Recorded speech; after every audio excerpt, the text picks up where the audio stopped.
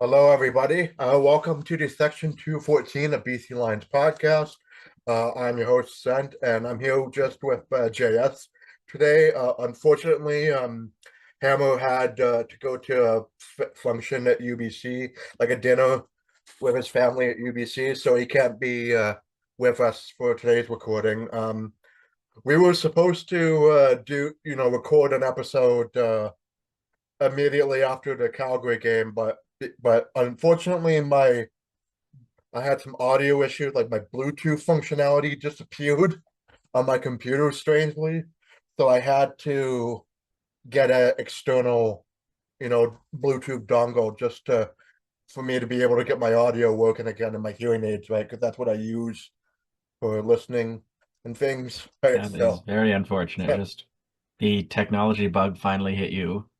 absolutely. Yeah.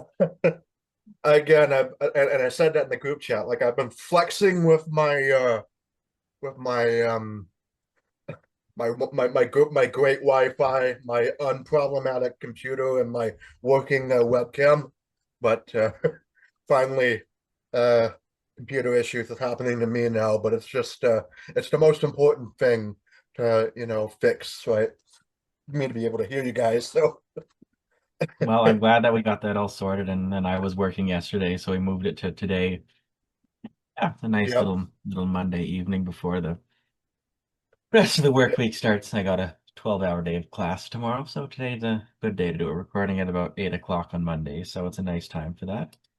And it yeah, gives us time to meaningfully reflect on the game and not be like, oh, gee, we won.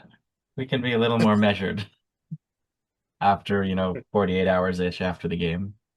yeah. And after everything was said and done with the week, right? Because actually, no, we were the last game on the docket for the week. So yeah, yeah, you're right. We did have some time to reflect on it, but yeah,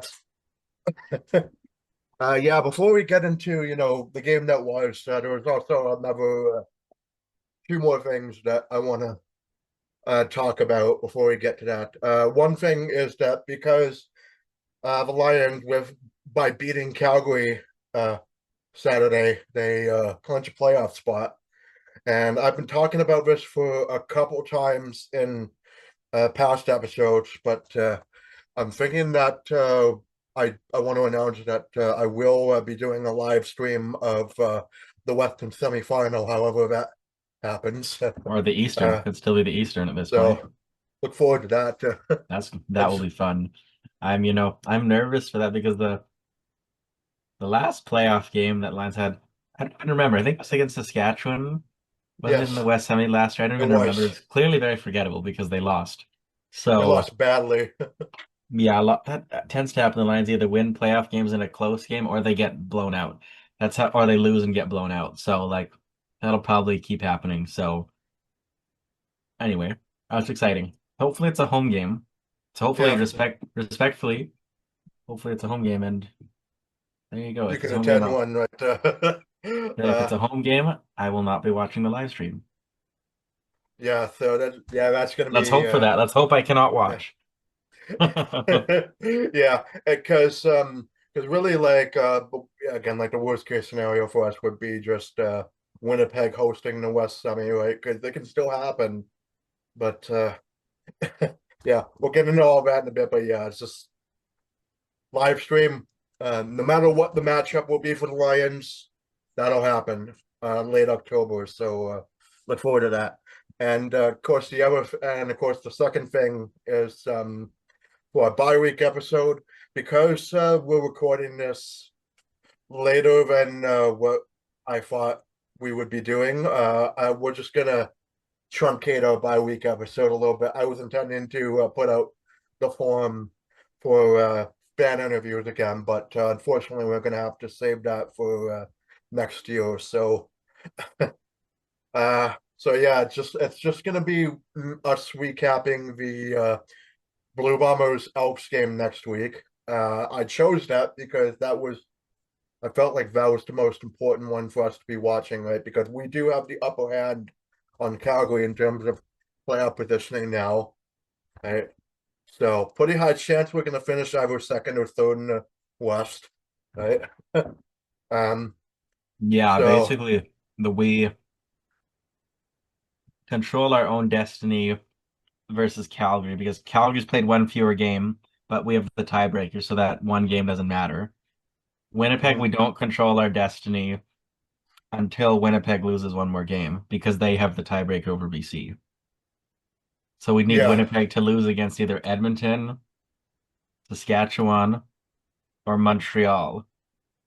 So ideally, they get that loss that we need out of the way in week 19. And then the Lions, if that happens, the Lions fully control their destiny for hosting the playoff game.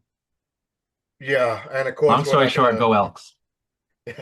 go Elks, even though while the Elks have like a they're still alive in the playoff race. They can still catch Winnipeg, but they'll have to basically win out and hope Winnipeg loses out, like because they can't overtake BC or Calgary, so they basically have to like run the table, including Pretty beating much. Winnipeg.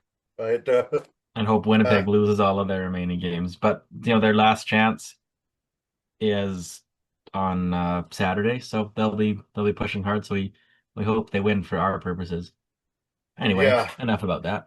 So I could go on about it. yeah, so like a win-win situation for us.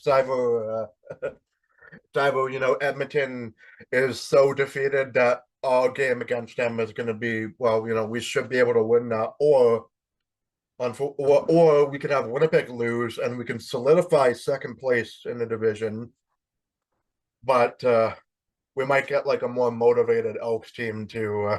That's kind of the trade-off, right? In both scenarios. So yeah, It's good that's. either way, but I would really, really like us to host the playoff game.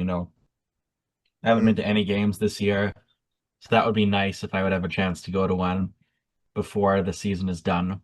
And I love the playoff games for the last, honestly, I guess it's the last three playoff games I have been. Might have been the last four because they hosted the 2012 West Final. I was there. Yeah, They hosted the 2016 West Semi. I was there. Then they hosted, I think it was 22 and 23 West Semis. I was at both of those. yeah. I And I was at the Grey I Cup last year, so I've been at most of the recent playoff games at BC Place. Yeah, most of them, and I've only in terms of playoff games, I've only been to 2004 uh and 2023. I think I've only been to like two or three playoff games my whole life, right? But uh yeah, just most of the other times I've just been sitting at home or just uh anyways, yeah, so that's our scenarios for BC being off, and yeah, we're hoping the Elks can win mostly, and of course have a time catch to beat Calgary to keep them down too. Because oh boy, I think that yeah, it's a good segue into the gut check for this game because oh man, that's we I like the first three quarters of this game we were firing on all cylinders, like we were keeping Calgary down pretty well. In the fourth quarter, that's when the bad habits of the defense started to rear its ugly head, and another nail biting victory, right? But it was super unnecessary.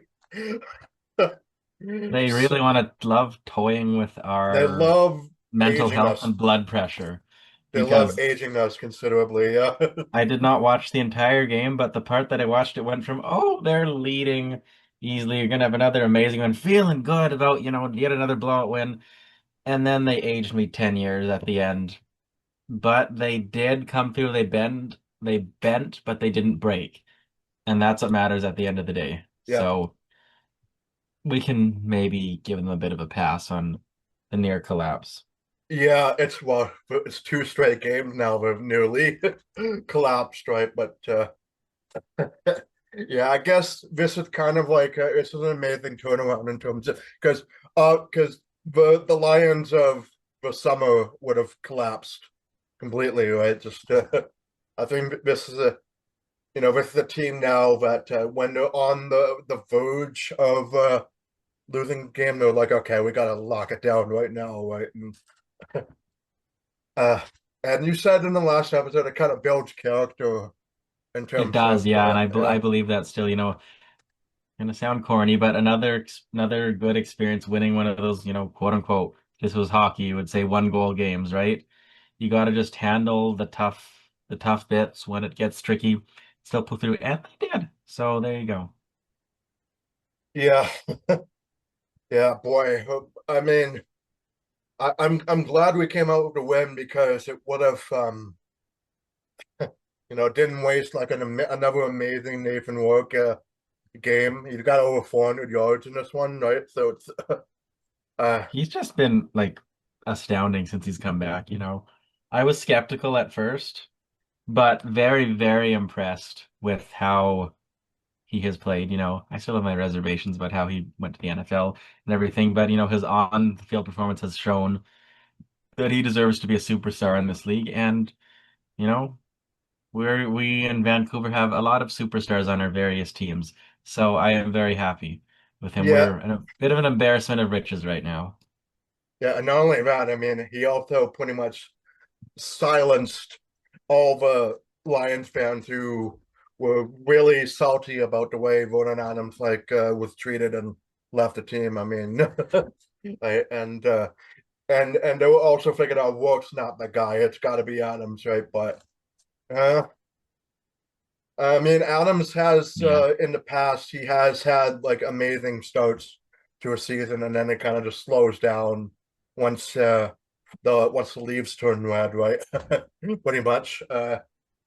Yeah, it's been just a kind of a precipitous collapse for the Stampeders, right? To go from 8-3 to now like 8-7, and they're floating with fourth in the West, right? Right just now. Uh, just amazing, amazing, amazing, amazing, amazing, amazing. yeah, well, I'm being too corny. It makes me look like I'm just praising people blindly, and it's true. I don't know, but yeah, like, yeah, yeah, we're just yeah. I'm kind of glad that work pretty much just silenced the doubters of sticking with him, and well, the management sticking with him, and of course, yeah, he just rewards us with this record-breaking season, right?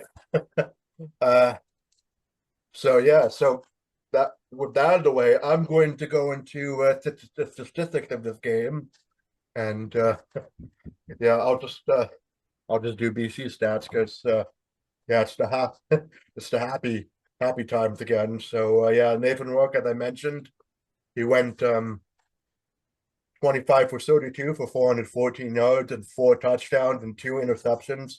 Now those 2 interceptions that he threw, yeah, I think they were in the fourth quarter mainly when it looked like we were about to collapse, but before that, he was great. Right? It was just for most of the drives, right? But yeah, it's just kind of just another strong game from him. yeah, strong game. And of course, yeah, those interception, like the last interception he threw, that was a classic young quarterback just making a mistake. But uh, once he like hardens into a veteran, like that's when he's gonna like limit the mistakes even more, right? And uh, yeah, and then of course he went 13 yards on average per throw, and his longest was 44, and he tacked on 22 rushing yards on 2 carries, and his longest one being the 19-yarder. Um, yeah, Shades of so that Travis Lulay 61-yard run during the West Final. I brought this up, I think it was last week or the week before, but he continues to do that.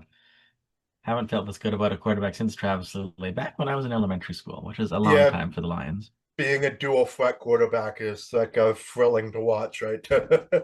uh, take notes, Trey Ford, or don't. uh, yeah, yeah. So for our running backs, Butler, well, he's yeah back in the saddle literally, and then you only had the 15 carries for 42 yards, no touchdowns, and 3 yards on average for one. This 10 yards was his longest one. So in the running game, I mean, it was mostly yeah Nathan Work, and it was just Butler didn't do much in the running game, but the passing game is where he really shine, dude, because he had 6 catches on 7 targets for 97 yards, no touchdowns, and 16 on Wow. average, Almost and his half of longest that came catch from was one play. 44. So, um, Those numbers kind of skew the average, but it'd almost be kind of funny to take you back to elementary school. Say what was the median? Maybe a little more reflection of their average play, but you know what? A 44-yard catch as a running back, I'm not complaining. yeah, and that was I believe that was in the late in the fourth quarter where we needed a first down to keep Calgary off the Yes, yes, I remember that. Yep, yep, yep.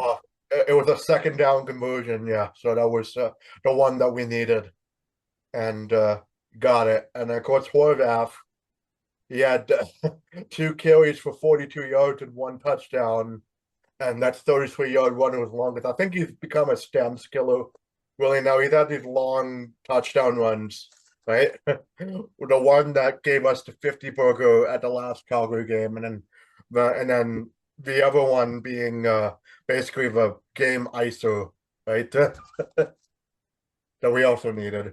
Because I didn't like I still was worried that they were gonna blow it even with a 10-point lead, right? Because You uh always be worried, especially in the last 3 minutes, because until next year with the rule changes, the last 2 minutes still matter. So mhm. we can, as I always say, it's not over until the clock says zero and my team is leading. And Horvath was like, yeah, gave us a 2 possession lead, and then we could leave. Right. Yeah, and of course to add on to Work's amazing night, the receivers did pretty good too, as you might imagine. Hatcher had a great day at the office. He had 7 catches on 10 targets for 112 yards, two Well touchdowns, and done. 16 on average, and as long as 32. So, yeah, very well done. Mm, yeah, and nothing much to complain. And then Katoy had a pretty signature game in this one. Like I was looking for. Well, he had a good game in the the first Toronto game too. But of course, that ended up being a collapse. But this one, he did as well as he did in the first Toronto game. So he went 7 for 8 for 99 yards. So just 1 yard off from 100. I'm I'm very salty about that. Just They should have just given it to him. yeah, call it like a 100. Cook the books a little and give it 100. Yeah. Well, yeah, and give leeway to any receiver that has at least within 2 yards of 100 yards. Just call it a 100-yard game, really. But yeah, Yeah, 90. exactly. Because like when they spot the ball is so arbitrary. Just let's just consider it a 100-yard game. Yeah, and he added a touchdown and 14 on average, and his longest was 36. So yeah, there were Wilk was basically hitting on multiple deep routes too, right in this game. So and at key times as well. So with that, McInnes had a lot less to do, but he still had 2 for 3 for 61 yards and a touchdown. His longest was 40. So yeah, just even with low catch totals, I mean, he still was pretty good. He was like our second meme receiver after Abelhout, who also had the 1 catch for 32 yards on 2 targets. So he's back, right? Very Just efficient. How about that? yep. Our main man is back, just a 1 catch, but massive yardage. And then Barry Hill added 2 catches on 2 targets for 13 yards and 7 was average, and his longest was 10. And and Barry Hill actually had my favorite play in the game when he cut. It was a 2nd and 7 play. He caught it. Then he juked the Calgary defender so hard he broke his ankles and went for the first down. Right down. That was my favorite play of the game. I know you weren't able to watch it, but me and Hammer. Uh, I think actually no, I think I was the only one that saw that. But yeah, it was an amazing ankle breaking move that you could only see in football and hockey, right? Or soccer, but yeah. Chatting out loud when that happens. Hmm. Yeah, and then of course you have a defense one. the defense, well, for one thing, they had 6 sacks. Tavai with 2, Hendricks, Debaye, Betts, and Williams all with 1. 3 interceptions, Carter twice, and Finlay. 0 fumbles and 0 turnover on downs. And he had like all these sacks and 3 interceptions, and they came within like 1 score of losing. They came within 1 score, right, in the game. That is so BC, right? That is just they have an amazing game, and they still almost blow it because this team is not normal whatsoever. I it's frustrating, but it's I can laugh about it, right? At least we won, but it's yeah, and then TJ Lee had 8 tackles on the team, and then the rest of them had less than 4. So yeah, or it's just I'd say outside of that fourth quarter was a great all-around performance for the defense. Even in the fourth quarter, like when it mattered, they came up in the clutch, right? But outside of that iffy moment, those iffy moments, right? It's just I'd say full marks for them, right? Yeah, 3 quarters of a strong game. How about that? We're at 3, well, no, 3.5 quarters of a strong game, and then Yeah, fair enough. uh, or yeah, 3 and kind of hard to do the math, dude. But yeah, anyways, yeah, special teams. Sean White only had the 1 field goal and 5 extra points, so didn't have much to do in terms of needing field goal points, but still hit on every single one of these, which is great, which is uh and yeah, it added up to 9 points, and without those points by White, I mean, it could have been a loss, right? So uh there's that, Very and then true.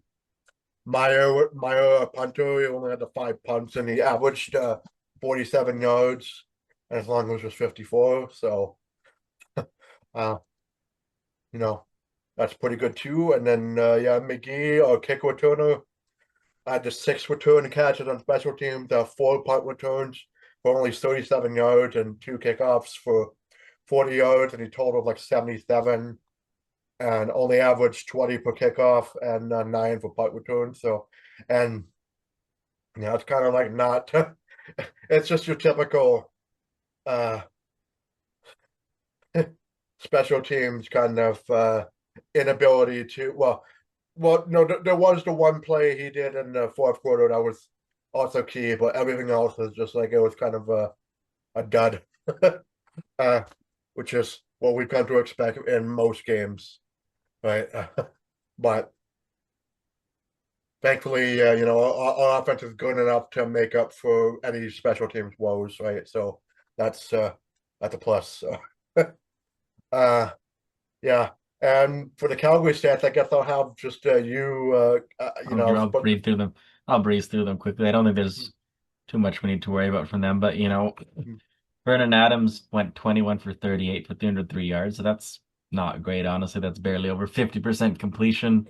Yeah, Two touchdowns and 3 picks. 32 rushing yards and 4 carries. So pretty pedestrian, which, now that he's not on the Lions, I like that. With the running backs, Mills had 7 carries for 85 yards and 2 catches for 18 yards. For the receivers, Eric Brooks had 5 catches for 92 yards. Jalen Philpott had 7 catches for 71. Damian Alford had 1 catch for 58. Clark Barnes had 3 catches for 36 yards and a touchdown. Dominic Rhymes had 2 for 18 and a touchdown. And Tevin Jones had 1 catch for 4 yards. And on their defense, they had 3 sacks, 2 from Hicks, 1 from Wiley, and then 3 interceptions. Johnson and Tate's got 2 of them, and then no fumbles or anything else. yeah. I put there was an unknown stamp because the CFL stats, like I looked at the defenders, and they only showed 2 interceptions on the player stats, but it showed three. It's three total. I couldn't find the other Stampeder that had the interception, right? So I was like, that's weird. Yeah, a bit strange, but Yep. anyway, good for us. There wasn't too many. And with tackles, their best guys were Green with 6 and Wilson with 5. Moving on to special teams, Paradis had 10 points, 3 field goals, and 1 extra point, so he was perfect. Vassett had 5 punts, averaging 54 yards, so marginally, tiny bit better than the Lions punting. Brooks had 6 returns for a total of 197 yards, 57 average on kickoffs, and 13 on punts. Philpott also had 2 punt returns for 16 total yards. Penalties, again, BC loses the penalty battle but wins the game. 8 penalties for 67 yards for Yeah. BC, 5 for 35 for Calgary. So very disciplined game from them. That's not a lot. Well done. And then time of possession, BC wins the possession battle for the first time in a couple of weeks, I think. 33-42 to Calgary's 26-18. Yeah. So again, pretty much. Yeah, once again the penalties. It's just like you gotta clean those up. Especially the fourth quarter was especially bad about it, right when they were like having like that moment of instability, right, and they were just letting Calgary do everything to them, right, including pass interferences that were unnecessary. But yeah, it was. I mean, again, we like them winning, but I don't have to. We don't want to accept like the way they're winning. Like they're really playing with fire with these penalties, right? Especially when it comes down to crunch time, right? As it did, but thankfully it didn't burn them too much. But you'd like to see lower penalty counts, right? Just at least. But I guess whatever works works. Uh, yeah, so I guess I'll just get to the recap now. And I find it funny that, well, I mean, I've been, I usually write up like long, lots of notes for the quarters, and I find it funny that the second quarter, well, yeah, on a quick glance through it, like the second quarter was a pretty short paragraph, third was short, and then the fourth quarter, it nearly took up an entire page, right? So, We uh, almost had a pathetic meltdown to write about. yeah. Yeah, it's usually like the more I write, the the more the longer the game feels, right? And yeah, it's just I wish it was like it kept being a blowout, so just I could just like not write as much in the fourth quarter, but unfortunately this team likes to hurt us, likes to age us, as we said. So yeah, anyways, yeah, first quarter, TSN intro.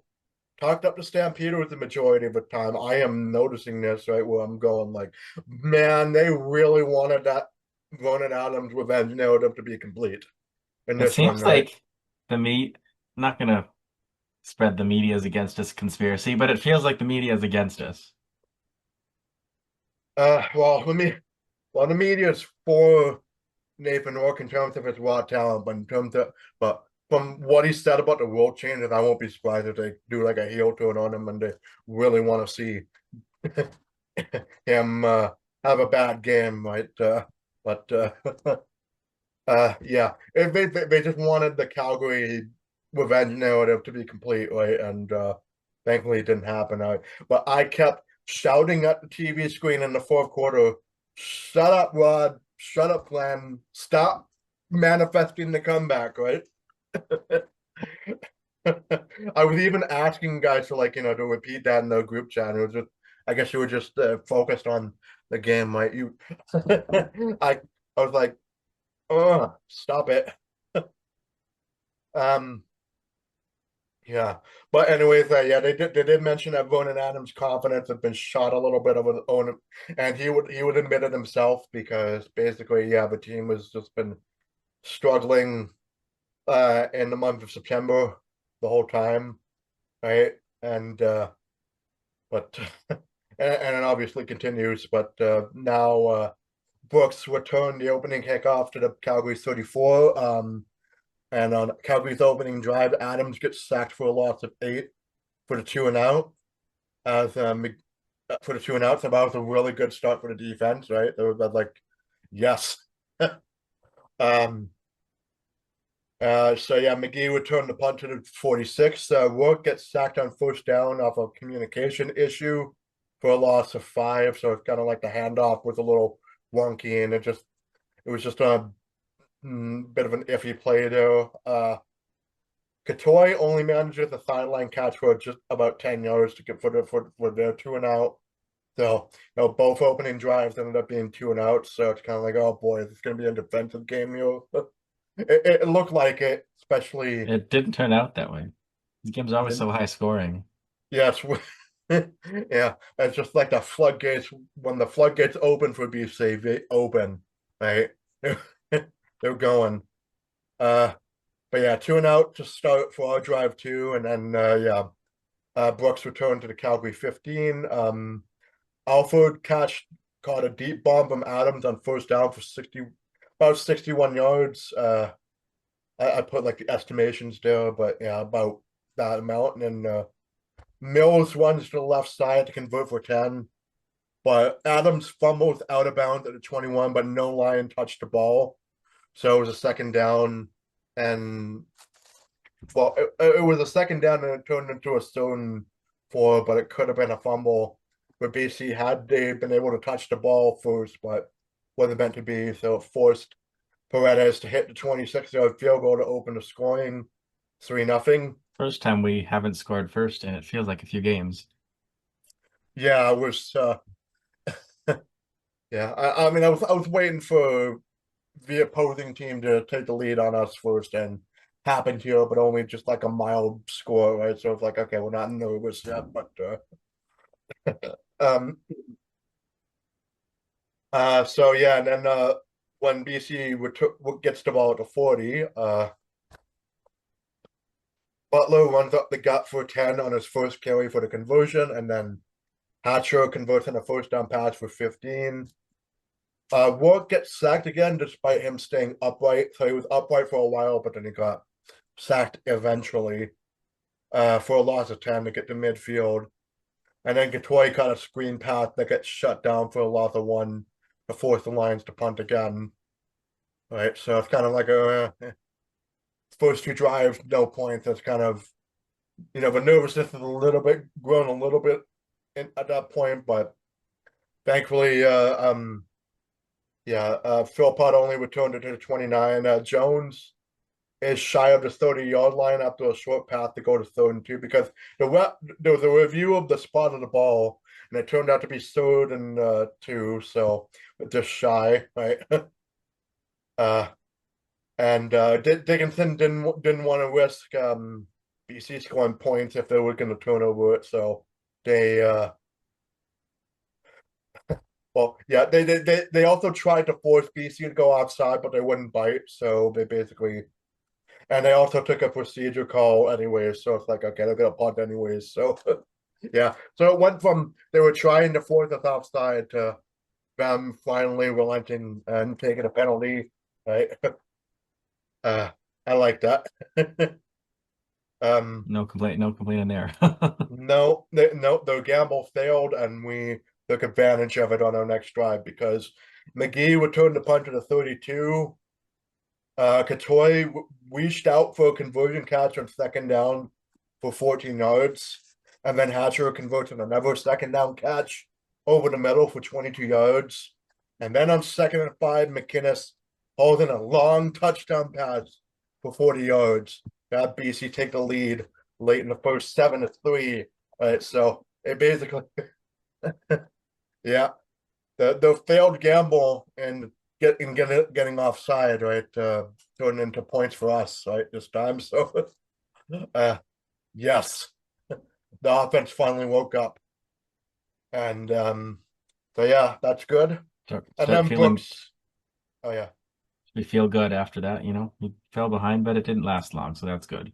didn't last long, absolutely. And then Calgary had a bit of a scary moment here because Brooks fumbled the kickoff return, but it was deep enough so that he was able to get the ball back and return it to the 43-yard line. And then a holding penalty negated that run and to set it at 10. That I was like, oh, deep in their own territory again. That's good. And then Mills runs to the right side on first down to convert for 18. And then on the final play of the quarter, Williams sacked Adams for a loss of 8. Right? So, Boom. like an emphatic end in a quarter for the Lions defense, right? Boom. That's Literally, that's how I felt. I think yeah, that was the second sack of the game at that point. I was like, yeah, oh yeah, good. And yeah, then we go into the second quarter. On the first play of the quarter, so after Adams got sacked on first down, it was like Adams had a pass deflected incomplete. Well, it was deflected incomplete, but Tavai like nearly caught that ball for an interception, right? Because we were the victim of so many deflected passes that turned out to be interceptions. I thought it was gonna happen for us, but after a But review, yeah, fell incomplete. it's not gonna go our way that time. No, the football gods love to not extend an olive branch in terms of that for us, right? In terms of deflected interceptions, right? Uh, but yeah, still it was still they were forced to punt to McGee, who turned it to 39. Butler barely converts on a second down pass for 7, and then yeah, this was my favorite play of the game, as I mentioned in the stats. Bill Hill faked out Jacob Roberts on a spinorama in order to convert for 50, and like broke that man's ankles completely, right? And after that, I had a good feeling we were going to score, right? And basically, they did because yeah, Butler converted on a catch and run and avoiding a tackler for 17. Katoy snags the ball on a tough catch to convert 14, and then on another 2nd and 5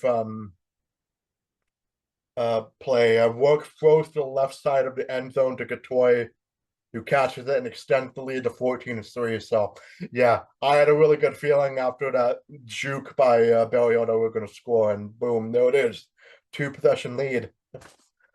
And that lasted for most of the rest of the night until the very end when they got close briefly, but it ended up being a 2 possession win. So there you go. Yeah, it was only really got to one possession in the first quarter, and then yeah, late in the fourth. But yeah, this was yeah, just kept that going, and you know, Calgary's next drive is just Brooks returning the kickoff to this 32. Philpott catches it, but can't hang onto the ball thanks to Finlay's defense for the conversion on second down to force Calgary to punt again. So it was another 2-and-out. Yeah, like yeah, Calgary in terms of this half was like really struggling. Even when they got the ball deep into our own territory, it ended up being field goals too, right? So yeah, um, but yeah, they did get deep into our territory on this drive, but Adams did get sacked by Betts before the 3-minute warning to yeah, forced the pending field goal by Paradis, and then which was made to shorten the lead to 14-6. So yeah, that was yeah. So that was I also a key moment there. Just Huge moment where the defense bends but doesn't break. They did a lot yeah, of that in the game. At the end, they did too. So, very impressive. yeah, and then on Beefs' next drive, Rourke gets sacked on second down for a loss of 3 to force the 2-and-out. Which, yeah, and then Calgary returns it to the 36. Tavai sacked Adams on first down for a loss of 8. Philpott only manages 6 yards and a swing out pass for a 2-and-out punt. Yeah, it was. I forgot how many 2-and-outs were actually in this first half, but there was a lot of them. Like, uh, and then on BC's next drive, there was a holding call on the return, which was actually BC's first penalty of the game. But obviously, I said That makes the whole 8 penalties look even worse if the bulk of that was in 2 quarters. 2 quarters. Yeah, it was.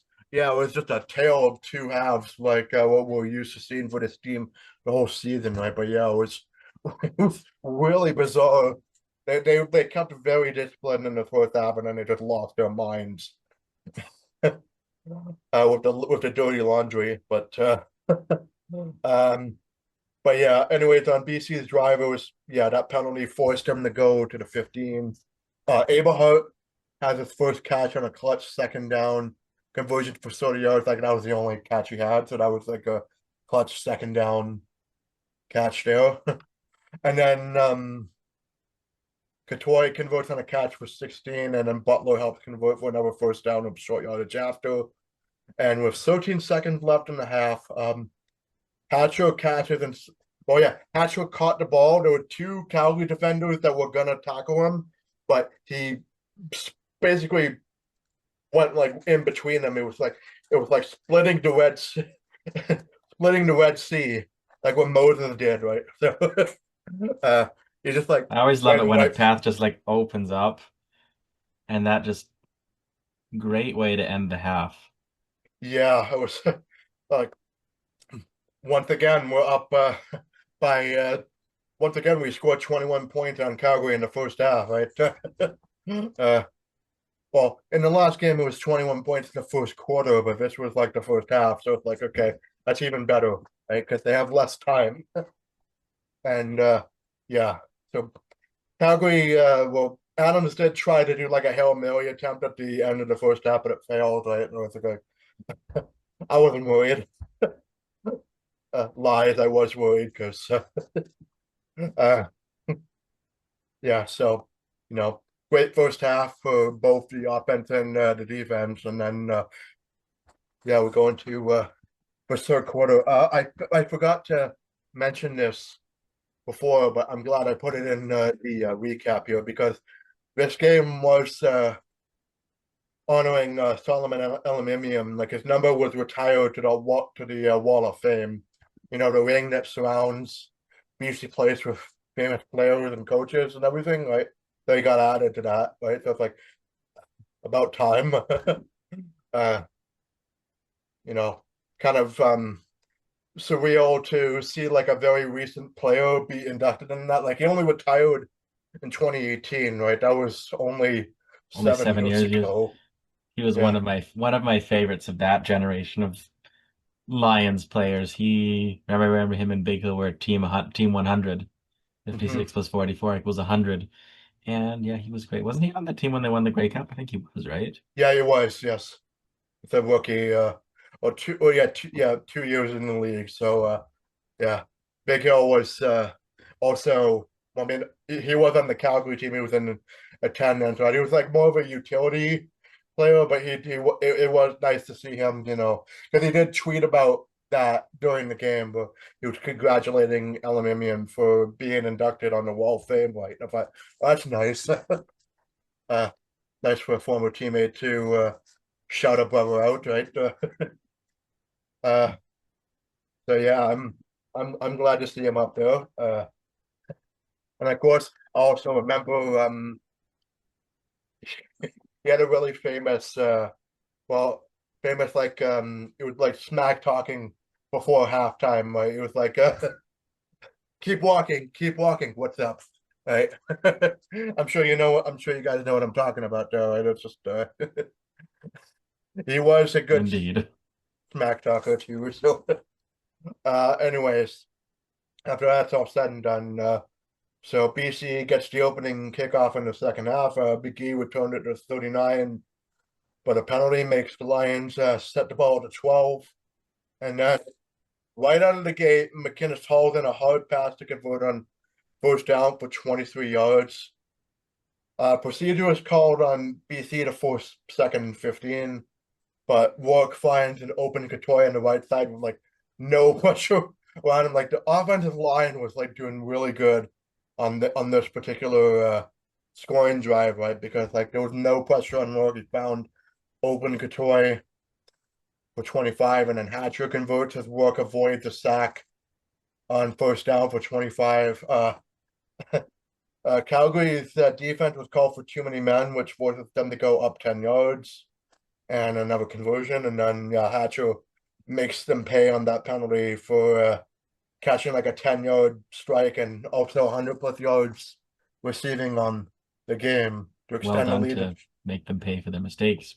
Yeah, for 28-6. Right, not 20, not 28-3, but at 28-6. Don't say that. Well, we might have had a worse month, but yeah. Anyways, yeah, Calgary returns to next kickoff to the 40. Philpott runs to the left to convert for 7, and then Barnes catches and converts on first down for 13. Adams is sacked by Hendricks on first down for a loss of 2, but Philpott converts for 15 yards and a catch to get into the red zone. I think, yeah, it was for the first time in the game they were in the red zone, and they very nearly scored a touchdown on this, but Mills dropped like an easy touchdown catch on first down, and then Philpott's incomplete Well, we on deserve a second. break after the earlier non-interception because it was hit the ground. So we deserve a bit of a break there. So I think it balances out. Yeah, bounces out. Exactly. So, yeah, just forced Paredes to kick in another chip shot field goal to shorten the lead to 28-9. Uh, and then BC's next drive, Rook flips a pass to Hatcher on the inside to convert for 7 yards. So that was like a Mahomesian kind of just flip pass to get the first down. Right. And then Butler catches and converts for 10 yards on 2nd and 7. And then he's also tackled for a lot of 3, but gains 7 yards from the. So it was looking like it was going to be a punt, but Butler gained enough yardage to help Sean Wright nail the 47-yard field goal to extend the lead to 31-9. And that was, yeah, that was like the extent of like the majority of the scoring for BC, because it was like it would all be mostly be Calgary after this, right? Because yeah, terrifying. Just Because luckily enough, their comeback fell just short. There wasn't enough. We had enough of a lead that we could hold on. mhm, uh, I'll just keep going here. Sounds I'll good. sit. Yeah, I'll keep going. Yeah, Dubai sacked Adams on first down on Calgary's next drive for 6 sacks on the day for the defense for a loss of 5. Adams then finds Brooks deep for 70 yards, and then after a deflected pass on 2nd down and 10 by Tavai. The final play of the quarter, Finlay intercepts Adams in the end zone, but Rod Smith did say there was a flag at the end of the play. I'm like, please don't be called back to the PI or illegal contact. But thankfully, the penalty was on Calgary. So, because yeah, I was yeah, Hammer was supposed to be, well, was you know, waffling on going to the game, but he decided against it. But it would have been convenient if he was at that game, so we would be able to tell us if that penalty was going to be going against Calgary or not, right? But it's good that he Uh, didn't because if he had gone, they would have lost. That's how it always goes. You pay, large sums of money to go to yeah. sports games and then your team loses. So Mhm. good job staying home. Yeah. Well, we're we're totally not superstitious in terms of our Oh, presence there or not. definitely not. I don't believe in conspiracy theories like that at all. Yeah. So yeah, fourth quarter, the interception stands after the break. And yeah, it was on Calgary, and then BC is called for procedure on 2nd down to get to 2nd and 12, and then this is the first of 2 interceptions. This one worked through a pretty bad pass, and Johnson picked him off to set Calgary deep into BC territory. And then I put Suter is weirdly still talking comeback at 31-9, right? And well, I say weird. We I put shouldn't have laughed him off because he was onto something. it was almost on the up in there, right? Because yeah, Rhymes converts on 2nd and 10 for his first catch of the game for 12, and then yeah, Barnes hauls in a catch on the left side for the touchdown. And then Adams runs it in for a 2-point convert, like because you needed They needed one of basically, those. They needed at least one to tie the you game. know, one of those, and they got it, and then lessened the lead to 31-17. And then Calgary is called for an illegal kick out of bound on the kickoff to have BC field the ball to 50. So we're going like, okay, so breathe a little bit there, but it's at the 50. It's not a gimme, but it's I still think like, okay, that that's wasn't that like an onside kick attempt that they just executed really, really poorly? I think that was, wasn't it? Yeah, I think it was. Yeah, they were just trying. They just totally, the kicker just totally blew it way too far. Yeah, too. Yeah, too bad for them. But yeah, so we got the ball to 50. Horvath runs for 9 yards to help the short yardage convert, but then this is were on that back to back bad moments for BC's offense here because Pickett is called for unnecessary roughness. I didn't think it was really unnecessary roughness to be real. I think it was. Oh yeah, it was probably just like just a light tap and then call for that. But yeah, so forced him back 15 yards at a field goal range and then work then scramble. Well, this was a good play though. Work scramble and convert on 2nd and 11 for 18 yards. And then right as before I'm thinking, okay, bleed off like 2 or 3 more minutes in this quarter and then kick a field goal and we should be good. Then Rook like immediately throws like another interception. Like he was about to be sacked and he basically just like heaved it in a random direction, right? Hoping for a receiver, but he found a Calgary defender with another interception. And at that point, we were like, oh my God, am I blowing again? That's Right? when you could just kind of, my stomach started to drop, my heart started to Yeah. beat fast. I think our group chat started to get a little more apocalyptic at that point. Uh, and I hate feeling like that because, again, it's just the way we've seen our team play with fire and be burned by it with Hamilton and Ottawa, right? We're just going like, and nearly with Toronto in the last game, we're just going, oh my God, stop it, right? And this was when the TSN commentators like really like ramping up really bringing out the pom poms for the Stampeders, right? Because the voice was like up too much of an octave for my liking when it comes to Calgary plays, right? uh, so yeah, after that interception, there was an 11-yard conversion pass to Brooks, and then Philpott barely is able to catch a throw by Adams as he releases the ball to convert for 20 yards. All the momentum is going to Calgary, and then there's basically like multiple long conversions, and then added a too many men penalty for BC, so that's like one on both sides. Or this one was like critical that happened, and then it made Calgary score the predictable touchdown on. It was it was on so down too, so it was like that was. I'm like, That oh was, no, and then it got worse from there. So that's when you just, when it becomes a one score game, it's that psychological barrier. Like, oh, if we screw up one more time, they tie it. But yeah, and this was thank goodness it didn't happen. Dominic Williams that caught it too. He was quiet for like the entire game until that touchdown on so down, right? So yeah, so yeah, that made the lead cut down to 7 with 31-24, right? And then yeah, we were at this point, we will get even more apocalyptic at this point, as you mentioned. Because yeah, BC like after McGee had a solid kickoff return to the 48, so there's that. But then yeah, there's just like predictably two incompletions thrown by Rook for the 2-and-out.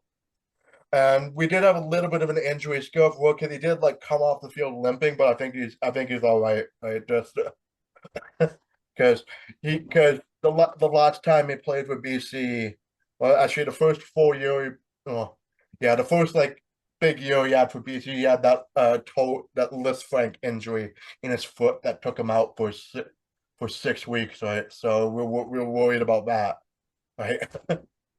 But I'm sure I'm sure he's okay, but just a little bit of a injury scare, and then yeah. So after that 2-and-out, before the 3-minute warning, after Brooks returned it, well, no, after the 3-minute warning when Brooks returned the punt for 15, Adams converted on 2nd and 10 for 13 and a 1 on the right side. Philpott runs and converts for 6 on 2nd down and 5, and they were at midfield at this point, and we were just like we were so done. We were just we were having thoughts of just get it over with, Calgary. Just tie the game and maybe let us have like a walk-off field goal of the treat, right? But That's what I thought. If they tie it with a minute to go or whatever, then there's still time. But even at that point, if they had done that, they would have won the game, most likely. yeah, but Cotto Jr. had other plans, right? He saved our butts because Adams basically he got greedy. He throwed it deep, but it was an underthrown ball. Cotto snagged it in the air, and you were like, I said I fist pumped so hard I need Tommy John surgery for that, right? Just oh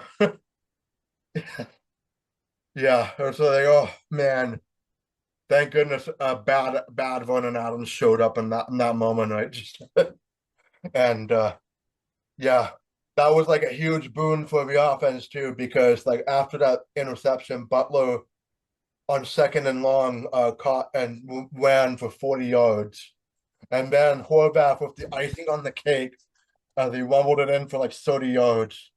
Right? Just very similar looking touchdown on the one he did for the 50 burger.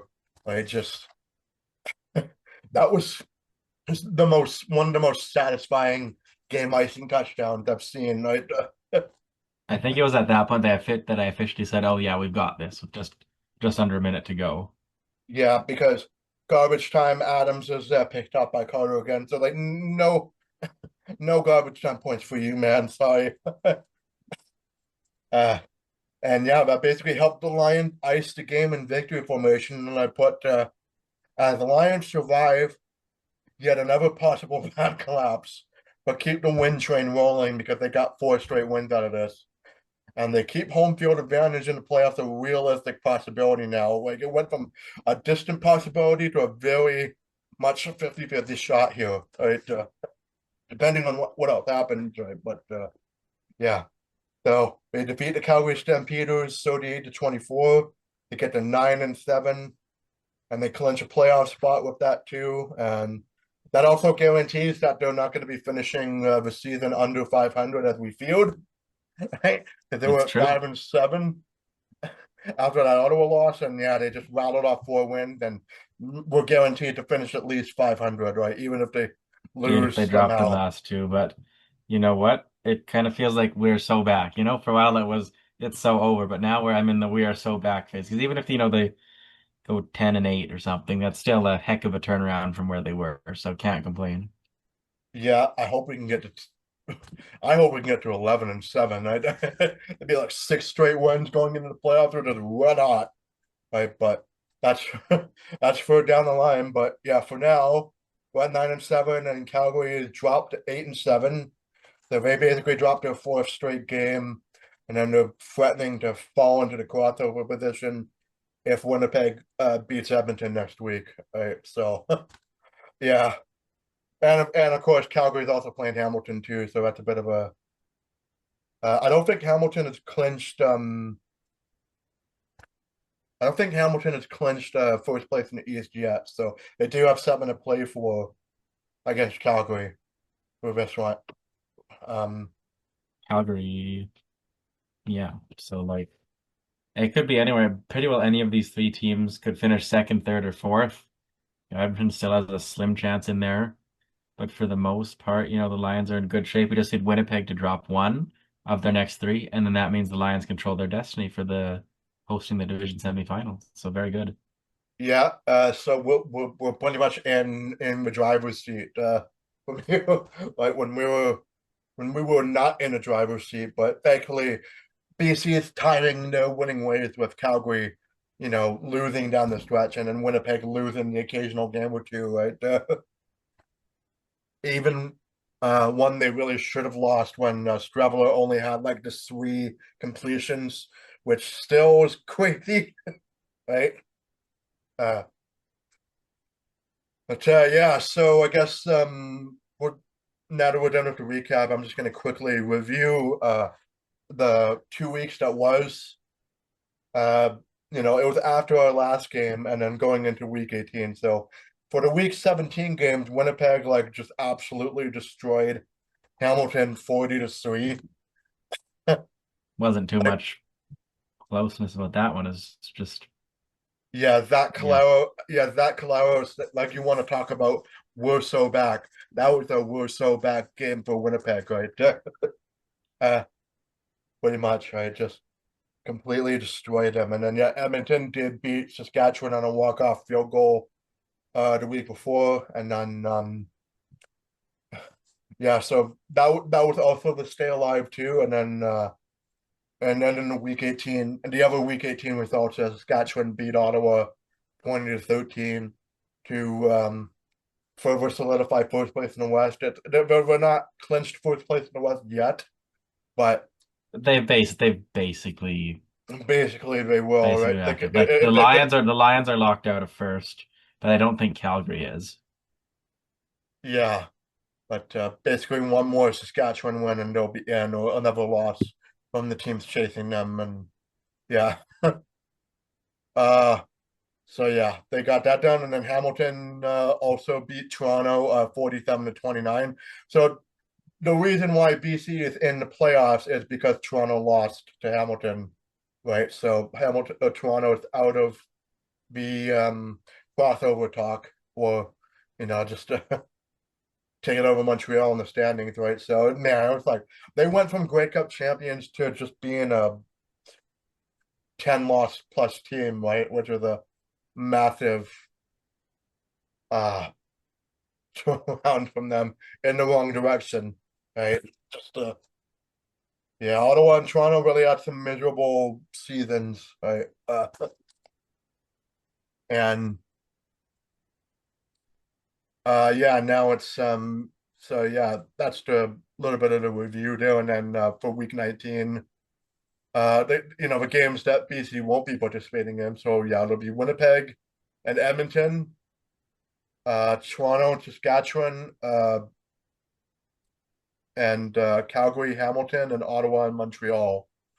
And then yeah, Winnipeg will play. So we'll go with Winnipeg and Edmonton, which we'll be recapping. So yeah, just either way, we'll be happy. But we do want to see Winnipeg lose at least, which is like the more favorable thing, because I think even if Edmonton is desperate to keep winning, I think BC can still beat Edmonton, even if Yeah, they're I'm not desperate. worried. But I'm not worried about beating Edmonton. I just want Winnipeg to drop this one, so that means that BC controls their destiny because I don't like having to check the scoreboard to see what happens. I just don't yeah, want that to matter. I just want it to be basically if Winnipeg drops one, that means that BC is good. yeah, BC. Well, yeah, if we win one more game, then I think we should be good for at least second or third place in the West, right? The crossover will be between Winnipeg and Calgary, right? Yeah, That's what we want, right? exactly. Yeah, and then yeah, Toronto, Saskatchewan. I mean, yeah, that's kind of like a meaningless game for us. Really, like Saskatchewan should be able to win that. And yeah, Calgary versus Hamilton. Yeah, we do want Hamilton to win that one too, at least, right? So just to slim the odds for Calgary hosting the semis even more than it already is. And then yeah, and then Ottawa, Montreal. Yeah, Montreal should win that game and keep themselves above 500. Like man, Montreal with Davis Alexander is a scary team, right? uh, duh. Yeah, we want Calgary or Winnipeg to like face them, right, just so they can get destroyed, Yeah. right? I'm not subscribing into that narrative where, oh, it's Hopefully. easier if you do the crossover. No, it is definitely not. We don't want to have to do it. We want to send Calgary or Winnipeg over, and if we meet them in the Grey Cup, so be it. Hmm. Yeah, and of course, worst case scenario, BC goes to the crossover. I mean, at least it'll be a funny story if we can, like, with the way BC is offense plays. I do think we do have the talent to beat like any team, even Saskatchewan, but it's just got to be a consistent effort for a full 60 minutes. Like I don't like it when we have like a great first half and then like the second half is like almost collapse. Right. Yeah, no, that's not Uh, going to work. That strategy is not sustainable. At the end of the day, you have to have a strong game. I would rather, four strong quarters than three strong quarters and one that nearly ages me 10 years. yeah, and then of course if you add on the playoff atmosphere and the winner you go home kind of element to that, then it's going to age us 50, 60 years, even more than that, right?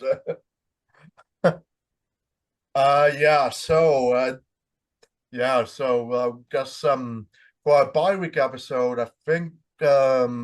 we should be I think we're going to be doing it on a Sunday because uh that's going to be when all the games so the CFL games are over, Well, the right? last one is on Monday next week. They got the Thanksgiving Day game. Oh yeah, that's right. Okay, actually, let me recheck that schedule again one more time. Yes, the only the one of the two times during the schedule. They've got a Monday game, 10 a.m. Pacific on Monday, which is I always loved that game because I could, you get a day off from school and you can watch football. It doesn't impact me this year because my school schedule is only Tuesday and Thursdays, so these stat holidays don't benefit me at all. But either way, No, there's Monday morning football, and that doesn't happen often, so that's a good thing. yeah, it's a meaningless game for us anyways, but I think we could probably do We well, shall we could, see what happens. Might yeah, not be I meaningful, mean, but it might be exciting, so we will see might what be happens. exciting, and then of course I guess it'll depend on if we're actually if all of us are doing a Thanksgiving dinner or not. I'm lately I haven't my family hasn't really been doing Thanksgiving dinners at home as much, right? Usually it's just a pretty low key Thanksgiving. Like it's not like a big family gathering like what we used to, right? But yeah, Yeah, well, we shall we'll see see. about we'll see about that. Yeah, either Sunday, yeah, either expect an upload for our bi-week episode Monday, yeah, Monday morning or Tuesday night. Oh no, Tuesday morning, right? So yeah, a lot of it's up in the air, but it's really like yeah, we're just gonna relax. We're not gonna stress about the Lions games this next week. So it's like okay, we can relax for a bit, It enjoy feels our like this year the Thanksgiving. bye weeks have been the three long weekends, the BC Day long weekend, Labor Day, and Thanksgiving. I'm pretty sure those were when our bye weeks were this year. Oh Feels like yeah, the, you. it feels like they all coincided with the long weekends. Oh yeah, you're right about. Oh my God, I can't believe I didn't notice that when we Isn't were that doing our. strange? Yeah, I didn't notice that when we were doing our season preview all the way back in June, right? Yeah, that's so I was. strange. Yeah, it might happen again. I'll have to keep an eye on that for next year when our bye week's going to happen. Like, it's yeah, that's weird. But anyways, yeah. So yeah, expect our next bye week episode to drop Sunday or Monday or Tuesday or just just whenever all three of us are up for it. Because I do think that all three of us should be available for the next episode at least. So we'll see about that. But in any case, yeah, that's gonna be it for us today. So yeah, so you know, we're gonna do our social media plugs. So I guess follow us on Twitter, on Blue Sky, on Instagram with our account in the description field, and of course, like, comment, and subscribe to our YouTube channel. Whenever what you think about this win, what you think about the implications about the season, well, the rest of the season going forward, and of course, if you're excited about me live streaming the playoff game, whatever happens, I can't wait for that too. So, yeah, there's that, and of course, long form messages. You can contact us through Gmail account. That's section 214 at gmail.com. That's SECTION shoot, I messed that up. SECTIONTWOFOURTEN. FOURTEEN Yeah, at there we go. gmail.com. There we go. Oh, that's the This first is time I messed up in a long time, actually. I usually know, but well, we're all doing okay. It's a football podcast, not a spelling podcast. So we're all oh doing good. We've all messed it up before. yeah. Not a problem. Although I will say I am very good. Like I did do spelling bees as a kid, right? But I was pretty good at spelling in my elementary school days. But unfortunately, because of my hearing issues, like I remember going into just like a spelling bee at my middle school, and I misheard a word, and I spelled it wrong like right off the bat, right? So I could have gone, I literally could have gone pro in terms of spelling bee stuff, right? uh, yeah. Anyways, that all works out. So yeah, we'll see you in Thanksgiving weekend. So yeah, happy Thanksgiving, everybody. Bye bye. Right.